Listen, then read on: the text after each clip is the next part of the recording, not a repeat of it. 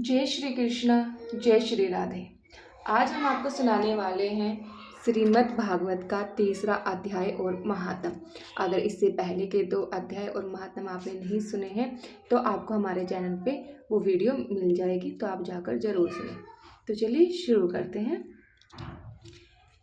श्री भगवान कहते हैं, प्रिय, जन्म स्थान में एक जड़ नामक ब्राह्मण था जो कौशिक वंश में उत्पन्न हुआ था। उसने अपने जातीय धर्म छोड़ के बनिए की वृत्ति में मन लगाया। उससे पराई स्त्रियों के साथ व्यभिचार करने का व्यसन पड़ गया था।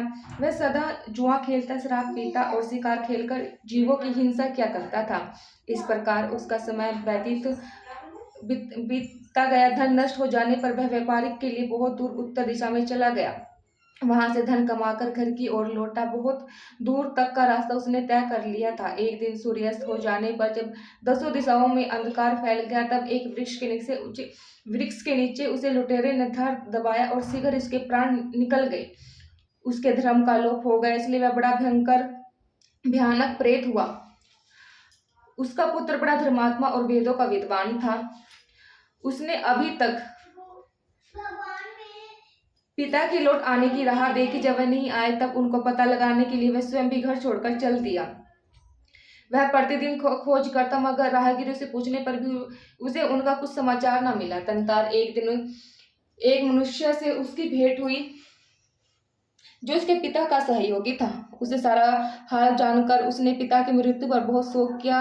वह बड़ा बुद्धिमान था। बहुत सोच समझकर पिता का परलौकिक कर्म करने की इच्छा से आवश्यक सामग्री साथ ले उसने काशी जाने का विचार किया। मार्ग में 7-8 मुकाम डालकर वह 9वें दिन उस वृक्ष के नीचे पहुंचा जहां इसके पिता मर गए थे। उस स्थान पर उसने संध्या उपासना की और गीता के 3रे अध्याय का पाठ किया। इसी समय आकाश में बड़ा भयंकर आवाज हुई। उसने अपने पिता को भयंकर आकार में देखा। फिर तुरंत ही अपने सामने आकाश में उसे एक सुंदर विमान दिखाई दिया जो महान तेज से व्याप्त था। उसमें अनेकों क्षेत्र घटकाएं लगी थी। उसके तेज से समस्त दिशाएं आलोकित हो रही थी। यह दृश्य देखकर उसके चित्त की विग्रहता दूर हो गई। उसने विमान पर अपने पिता को दिव्य रूप धारण किए विराजमान देखा। उनके शरीर पर पीतांबर शोभा पा रहा था और मुनिजन उनकी स्तुति कर रहे थे। उनको देखते ही पुत्र ने प्रणाम किया। तब पिता ने भी उसे आशीर्वाद दिया। तत्पश्चात उसने पिता से यह सारा वृत्तांत पूछा। उसके उत्तर में पिता ने सब बातें बतलाकर इसी प्रकार कहना आरंभ किया, बेटा देववंश, मेरे निकट गीता के 3य अध्याय का पाठ करके तुमने इस शरीर के द्वारा किए हुए दुरुस्त क्रम बंधन से मुझे छुड़ा दिया। अतः अब घर लौट जाओ, क्योंकि जिसके लिए तुम काशी जा रहे हो वह प्रयोजना इस समय 3य अध्याय के पाठ से सिद्ध हो गया है। पिता के यूं कहने पर पुत्र ने पूछा, तात मेरे हित का उपदेश दीजिए तथा और कोई कार्य जो मेरे लिए करने योग्य है वो बतलाइए। तब पिता ने उसे कहा, अनंत, तुम्हें यही कार्य करना है। मैंने जो कर्म किया है वही मेरे भाई ने भी किया था। इससे वे घोर नरक में पड़ा है। उनका भी तुम्हें उद्धार करना चाहिए तथा मेरे कुल और भी जितने लोग नरक में पड़े हैं उन सब का भी तुम्हारे द्वारा उद्धार जाना चाहिए। यही मेरा मनोरथ है। बेटा, जिस साधन के द्वारा तुमने मुझे संकट से छुड़ाया है उसी का अनुष्ठान औरों के लिए भी करना उचित है। उसका अनुष्ठान करके उसी का होने वाले पुण्य उनकी नरक की जीवों को संकल्प कर दे दो। इससे वे समस्त पूर्वज मेरी ही तरह यातनाओं से मुक्त हो सरल काल में श्री विष्णु की परम पद को प्राप्त हो जाएंगे। पिता का यह संदेश सुनकर पुत्र ने कहा, तात, यदि ऐसी बात है और आपको भी ऐसी ही रुचि है तो मैं समस्त नरक की जीवों का नरक से उद्धार कर दूंगा। यह सुनकर उसके पिता बोले, बेटा एवं तो तुम्हारा कल्याण हो, मेरे अत्यंत प्रिय कार्य संपन्न हो गया। इसी प्रकार पुत्र को आश्वासन देकर उसके पिता भगवान विष्णु के परम धाम को चले गए। तत्पश्चात वह भी लौटकर जन स्थान में आया और परम सुंदर भगवान श्री कृष्ण के मंदिर में उनके समक्ष बैठकर पिता के आदेश अनुसार गीता के 3रे अध्याय का पाठ करने लगा। उसने नर की जीवों का उद्धार करने की इच्छा से गीता पठ जनित सारे पुण्य संकल्प करा के दे दे। इसी बीच में भगवान विष्णु के दूत यातना भोगने वाले नर की जीवों को छुड़ाने के लिए यमराज के पास गए। यमराज ने नाना प्रकार के सत्कारों से उनका पूजन किया और सकुशल पूछा। में बोले, धर्मराज, हम लोगों के लिए सब और आनंद ही आनंद है। इस प्रकार सत्कार करके पितर लोक के सम्राट परम बुद्धिमान यम ने विष्णु दूत से यमलोक में आने का कारण पूछा। तब विष्णु दूत ने कहा, यमराज, श्वेत सैया पर शयन करने वाले भगवान विष्णु ने हम लोगों को आपके पास कुछ संदेश देने के लिए भेजा है। भगवान हम लोगों के मुख से की कुशल पूछते हैं और यह आज्ञा देते हैं कि आप नरक में पड़े हुए समस्त प्राणियों को छोड़ दें। अमित तेजस्वी भगवान विष्णु का यह आदेश सुनकर यम ने मस्तक झुकाकर उसे स्वीकार किया और मन ही मन कुछ सोचा। तत्पश्चात मंदोरमंद नर की जीवों की नरक से मुक्ति देखकर उनके साथ ही वे भगवान विष्णु के वास स्थान को चले। यमराज श्रेष्ठ विमान के द्वारा जहाँ अक्षर सागर है वहां जा पहुंचे। उनके भीतर कोटि कोटि सूर्य के समान कांतिमान नील कमल दल के समान श्याम सुंदर लोकनाथ जगत गुरु श्री हरि का उन्होंने दर्शन किया। भगवान का तेज उनके सैया बना हुआ शेषनाग के फणों के मणियों के प्रकाश से दुगना हो रहा था। वह आनंदित दिखाई दे रहे थे। उनका हृदय प्रसन्नता पूर्वक परिपूर्ण था। भगवती लक्ष्मी अपने सरल चितवन से प्रेम पूर्वक उन्हें बार बार निहार रही थी। चारों ओर योगी जन भगवान की सेवा में खड़े थे। उन योगियों की आंखों के तारे ध्यान स्थित होने के कारण निश्चय प्रतीत होते थे। देवराज इंद्र अपने विरोधियों को परास्त करके उद्देश्य से भगवान की स्तुति कर रहे थे। ब्रह्मा जी के मुख से निकले हुए वेदांत वाक्य मूर्तिमान होकर भगवान के गुणों का गान कर रहे थे। भगवान पूर्णतः संतुष्ट होने के साथ ही समस्त योनियों की ओर से उदासीन प्रतीत होते थे। जीवों में से जिन्होंने योग साधना के द्वारा अधिक पुण्य संचित किया था उन सबको एक ही साथ वे कृपा दृष्टि से निहार रहे थे। भगवान अपने स्वरूपभूत अखिल चराचर जगत को आनंद पूर्ण दृष्टि से आमोदित कर रहे थे। शेष नाग के प्रभास से उद्भूत हो ए श्वेत व्यापक दिव्य विग्रह धारण के नील कमल के दृश्य श्याम वर्ण वाले श्री हरि ऐसे जाने पड़ते थे मानो चांदनी से घिरा हुआ आकाश सुशोभित हो रहा हो। इसी प्रकार भगवान की झांकी करके यमराज अपनी विशाल बुद्धि के द्वारा उनकी स्तुति करने लगे। यमराज बोले, संपूर्ण जगत का निर्माण करने वाले परमेश्वर, आपका अंतःकरण अत्यंत निर्मल है। आपके मुख से ही वेदों का प्रादुर्भाव हुआ है। आप ही विश्व स्वरूप है और इसके विधायक ब्रह्मा है। आपको नमस्कार है। अपने बल और वेग के कारण जो अत्यंत दुरासत प्रतीत होते हैं ऐसे दान वेंद्रों का अभिमान चूर्ण करने वाले भगवान विष्णु को नमस्कार है। पालन के समय सम तत्व शरीर धारण करने वाले विश्व के आधारभूत सर्वव्यापी श्री हरि को नमस्कार। समस्त देहधारियों की पातक राशि को दूर करने वाले परमात्मा को प्रणाम है। जिनकी ललाट वर्त नेत्र तनिक साफ खुलने पर भी आग की लपटें निकल लगती है उन्हें रुद्र रूपधारी आप परमेश्वर को नमस्कार है। आप संपूर्ण विश्व के गुरु आत्मा और महेश्वर है। अतः समस्त वैष्णव जनों की संकट से मुक्त करके उन पर अनुग्रह करते हैं। आप माया से स्तर को प्राप्त हुए अखिल विश्व में व्याप्त होकर भी कभी माया अथवा उससे उत्पन्न होने वाले गुणों से मोहित नहीं होते हैं। माया और माया जनित गुणों के बीच में स्थित होने पर भी आप पर उनमें से किसी का प्रभाव नहीं पड़ता। आपकी महिमा अंत नहीं है क्योंकि आप असीम है। फिर आप वाणी के विषय कैसे हो सकते हैं? अतः मेरा मौन रहना ही उचित है। इसी प्रकार स्तुति करके यमराज ने हाथ जोड़कर कहा, जगत गुरु, आपके आदेश से इन जीवों को गुणों रहित होने पर भी मैंने छोड़ दिया है। आप मेरे योग्य और जो कार्य है उसे बतलाइए। उनके यूं कहने पर भगवान मधुसूदन मेघ के समान गंभीर वाणी द्वारा मानो अमृत संचार सींचते हुए बोले, धर्मराज, तुम सबके प्रति समान भाव रखते हुए लोगों का पाप से उद्धार कर रहे हो। तुम देहधारियों का भार रखकर मैं निश्चय हूँ। अतः तुम अपने काम करो और अपने लोक को लौट जाओ। यूं कहकर भगवान अंतर्ध्यान हो गए। यमराज भी अपनी पुरी को लौट आए। तब वह ब्राह्मण अपनी जाति के समस्त नारी की जीवों को नरक से उद्धार करके स्वयं भी श्रेष्ठ विमान द्वारा श्री विष्णु धाम को चला गया।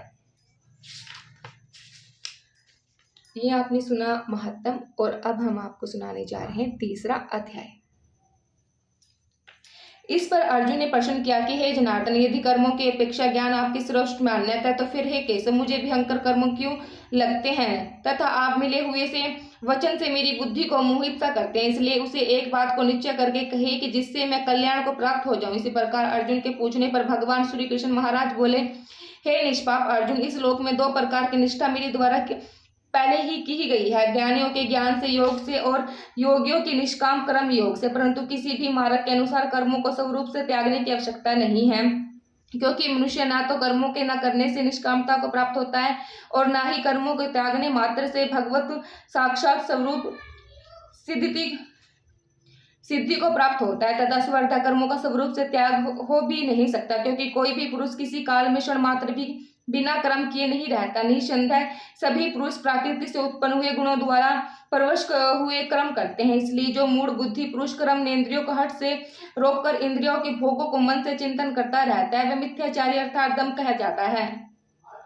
और हे अर्जुन, जो पुरुष मन से इंद्रियों को वश में करके अनुशांत हुए कर्म इंद्रियों से कर्म योग का आचरण करता है, वह श्रेष्ठ है। इसलिए तू शास्त्र विधि से नियत किए हुए सर्वधर्म स्वरूप कर्म कर, क्योंकि कर्म न करने की अपेक्षा कर्म करना श्रेष्ठ है। तथा कर्म न करने से तेरा शरीर निर्भय भी नहीं सिद्ध होगा। हे अर्जुन, बंधन के भय से भी कर्मों का त्याग करना योग्य नहीं है, क्योंकि यज्ञ अर्थात विष्णु की निमित्त किए हुए कर्म के सिवा अन्य कर्म में लगा हुआ ही यह मनुष्य कर्मों द्वारा बनता है। इसलिए हे अर्जुन, आसक्त से रहित हुआ उस परमेश्वर के निमित्त कर्म का भली प्रकार आचरण कर। कर्म न करने से तू पाप को भी प्राप्त होगा, क्योंकि प्रजापति ब्रह्मा ने कल्प के आदि में यज्ञ सहित प्रजा को रचकर कहा कि इस यज्ञ द्वारा तुम लोग वृद्धि को प्राप्त हो गई है। यज्ञ तुम लोगों की इच्छित कामनाओं को देने वाला होगा, तथा तुम लोग इस यज्ञ द्वारा देवताओं की उन्नति करोगे, तथा वे देवता लोग तुम लोगों की उन्नति करेंगे। इस प्रकार आप में से कर्तव्य समझकर उन्नति करते हुए परम कल्याण को प्राप्त होंगे, तथा यज्ञ द्वारा बढ़ाए हुए देवता लोग तुम्हारे लिए बिना मांगे ही प्रिय भोगों को देंगे। उनके द्वारा दिए हुए भोगों को जो पुरुष इनके लिए बिना दिए हुए भोगते हैं, वे निश्चय चोर है। कारण है कि यज्ञ से शेष बचे हुए अन्न को खाने वाले श्रेष्ठ पुरुष सभी पापों से छूटते हैं, तथा जो पापी लोग अपने शरीर पोषण के लिए ही पकाते हैं, वे तो पाप को ही खाते हैं, क्योंकि संपूर्ण प्राणी अन्न से उत्पन्न होते हैं और अन्न की उत्पत्ति वृष्टि होती है तथा वृष्टि यज्ञ से होती है, और वह ये कर्म से उत्पन्न होने वाला है, तथा उस कर्म को तू वेद से उत्पन्न हुआ जानता, और वेद अविनाशी परमात्मा उत्पन्न हुआ है। इसे सर्वव्यापी परम अक्षर परमात्मा सदा ही यज्ञ में प्रतिष्ठित है। हे पार्थ, जो पुरुष इस लोक में इस प्रकार चलाए हुए सृष्टि चक्र के अनुसार नहीं बरतता है, अर्थात शास्त्र अनुसार कर्मों को नहीं करता है, वह इंद्रियों के सुख को भोगने वाला पापियों के पुरुष व्यर्थ ही जीता है। परंतु जो मनुष्य आत्मा में तृप्त तथा आत्मा में संतुष्ट होवे, उसके लिए कोई कर्तव्य नहीं है, क्योंकि संसार में उस पुरुष का किए जाने से भी कोई प्रयोजन नहीं है और ना किए जाने से भी कोई प्रयोजन है, तथा इसका संपूर्ण भूतों में भी कुछ भी स्वार्थ संबंध नहीं है, तो भी इसके द्वारा केवल लोकहित कर्म किए जाते हैं। इससे तू अनासक्त हुआ निरंतर कर्तव्य कर्म का अच्छी प्रकार आचरण कर, क्योंकि अनासक्त पुरुष कर्म करता हुआ परमात्मा को प्राप्त होता है। इस प्रकार जान के आदि ज्ञानी जन भी आसक्ति रहित कर्म द्वारा ही परम सिद्धि को प्राप्त हुए हैं। इसलिए तथा लोक संग्रह को देखता हुआ भी तू कर्म करने के योग्य है, क्योंकि श्रेष्ठ पुरुष जो आचरण करता है, अन्य पुरुष भी उसके ही अनुसार बरतता है। वह पुरुष जो कुछ प्रणाम कर देता है, लोग भी उसी के अनुसार बरतते हैं।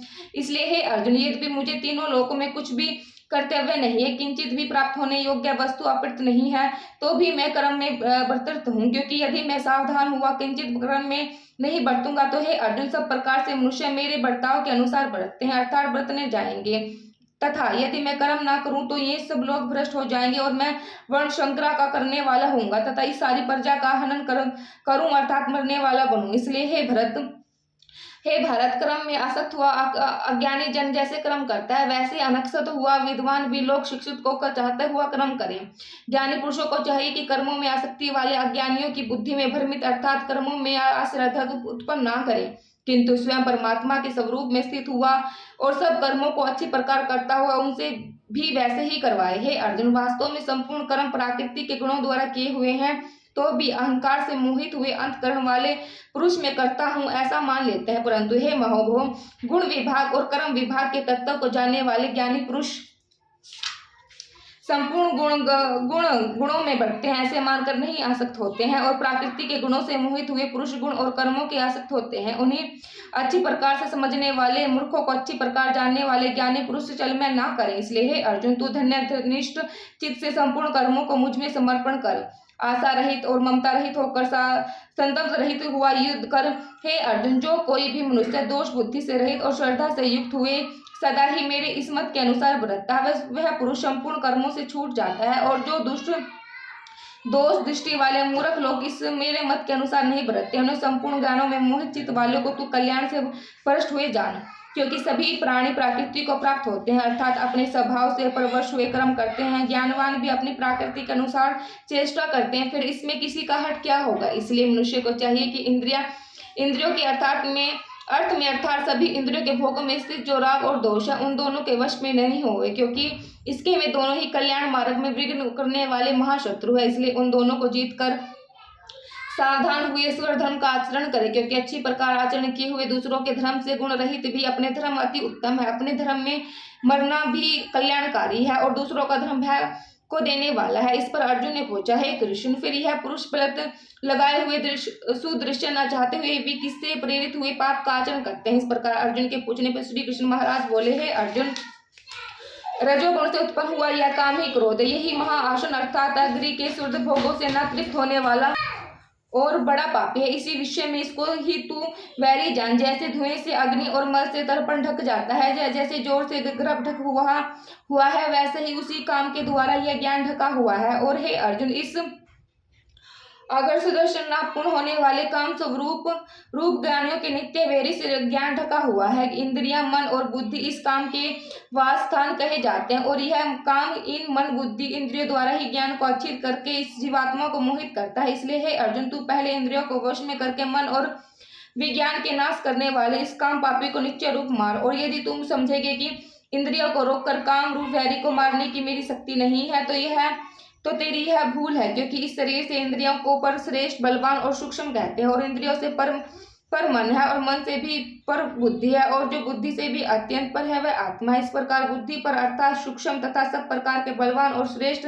अपनी आत्मा को जानकर बुद्धि के द्वारा मन को वश में करके हे महाबहु, अपनी शक्ति को समझकर इस दरिद्र काम रूप शत्रु को मार।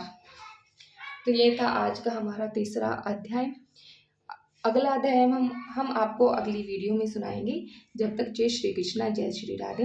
अगर आपको वीडियो अच्छी लग रही है तो वीडियो को लाइक जरूर कीजिए और चैनल को भी सब्सक्राइब कर लीजिएगा, और कमेंट बॉक्स में राधे राधे, जय श्री कृष्णा, राधे जरूर लिखिएगा।